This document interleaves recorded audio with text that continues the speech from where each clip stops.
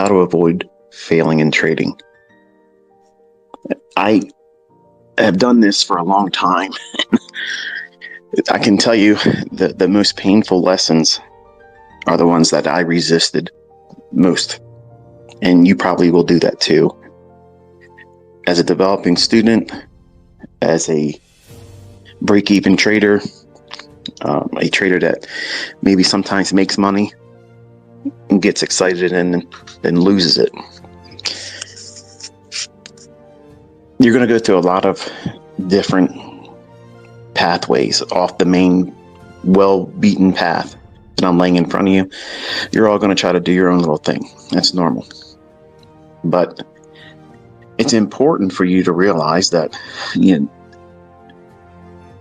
that impulse, that tendency, if you will, to want to be the guy, the gal, the person that trailblazes and makes it a new path.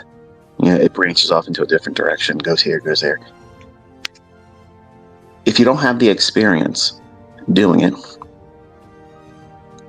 that's a gamble. It might be very adventurous, it might be fun, it might be one of those adrenaline rushes. And like the lottery, you might be able to pull something off. It just might happen. But most of the time it won't. So when I or anyone else that have gone through things and learned very valuable lessons, that my intentions are to spare you the pain and that monetary loss and the doubt that, if you try to do it too quickly and you fail, it's real easy to say, I can't do this. I won't be able to do this. I'm not going to be profitable. Carl's going to be correct and I'll be working next to him in this cubicle for the rest of my life. And that's a lie. That's something that you're inviting to be your reality, but it isn't really your reality. It's just a result. It's a result of you doing the incorrect things and trying to skip over the necessary lessons. And I want to talk a little bit about what I observed with my son when he was trying to do the Top Step Combine. And talking to him, listening to his reasons for what he was trying to do and what he was wanting to overcome and what was the feelings afterwards. And I'm going to tell you what I counseled him to try to focus on and how to get over that. Because now he has that scar tissue, that inability to have that fresh mindset where, you might lose money, but let's not focus on that. Let's focus on all the upside and stay motivated. That's very difficult. That's very, very difficult to do when you fail. When you lose, when you blow an account, when you fail a combine, or if you get funded. And then once you get the funded account, you lose the plot. You lose focus. And you're so much in a hurry to just get to a level where you can ask for a payout. Because you need to feel like you've done something. Well, you have done something. You've grown. And you have to be able to appreciate those mile markers. And that's the number one thing you do is you log, you journal every time you climb to a new plateau of understanding and growth in your understanding about yourself as a trader, because that's the factor. That's the thing you don't see coming. That's the thing that's going to hit you from the blind side. That's going to derail you. It's not me. It's not me holding back a lesson. It's not somebody else selling a course. It's not somebody else giving you a signal, because it's ultimately you that will undo you. And you don't see it coming. When you first start doing this, you don't really appreciate the risk. You don't. Nobody. I didn't. I did not. And nobody does. And the number one thing you have to understand to avoid failing in trading is that you have to have the mindset that this is for you. It's just like anything else. You're not gonna be 100%. And one of the lessons I taught, well, I taught on this many times, but when I'm not able to focus, if I'm having a period of time where I'm having a lot of different mood swings because of my bipolarism, it's hard for me to wrestle that.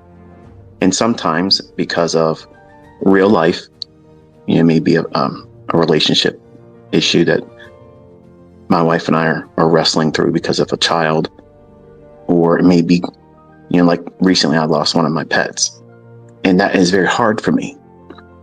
So I've been angry. I've been trying to replace that absence of not having her, and wanting to do something else to make myself feel better. And going into the marketplace, I know that my mind isn't going to be clear, and I'm wanting to find a victim. I want to go out there and smash somebody upside the head and take something from them because I'm hurting. When you do these types of things, when you do these things in your trading or trying to pass combines, trying to push your funded account because maybe you're angry about missing an opportunity, or you're angry because you took a loss and you regret it because you knew in the back of your mind that conscience was telling you, don't push the button. This isn't the best trade idea for you. And you're really not looking at your model. You're just looking at, oh, it might go up there or it might go down there. And many times, and send me a tweet with it, just simply a number 1. If you've been there before, where you just felt like you had to do something, you got to get into a trade. It's not your model. You have no idea really what's going on, but you just think it's going to go up for about 5 to 10 handles, or maybe 10 to 15 pips. And that's really not your model, but you just want to get in there and do something. And if you win, well, it's just like having a scratch off on the lottery. Chances are you're not going to make any money, but what happens if it does? That'll really make my day good. That'll really brighten up my day. That would really lift my spirits because, the universe opened up its graciousness to me and gave me something I didn't deserve. And it's going to make me feel good. It won't. It won't. Because as soon as you do that, you're going to feel like, wow, maybe I'm on a roll today. Let me go do it again. And then you'll lose. That happenstance. So that's gambling. These are things that people do. And this is exactly what I did when I was younger at 20 years old.